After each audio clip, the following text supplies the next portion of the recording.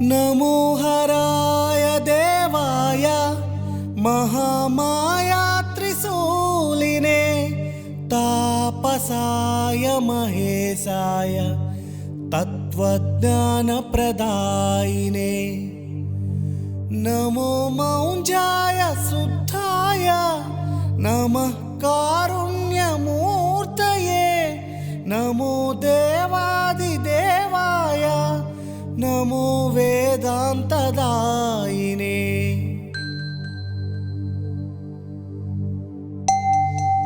नमः पराय रुद्राय सुपराय नमो नमः विश्वमूर्ते महेशाय विश्वाधाराय ते नमः नमो भक्तभवच्छेद कारणाय मलात्मने कालकालाय कालाय कालातीताय ते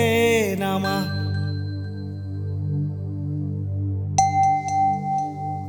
जितेन्द्रियाय नित्याय जितक्रोधाय ते नमः नमः पाषण्डभङ्गाय नमः पापहराय ते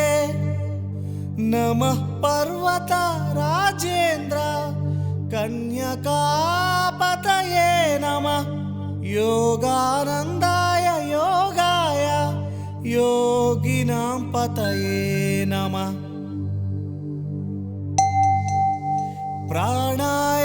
प्राणायामपराणां तु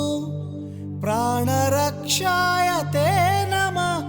मूलाधारे प्रविष्टाय मूलदीपात्मने नमः नाभिकन्दे प्रविष्टाय नमो हृद्देशवर्तिने सच्चिदानन्दपूर्णाय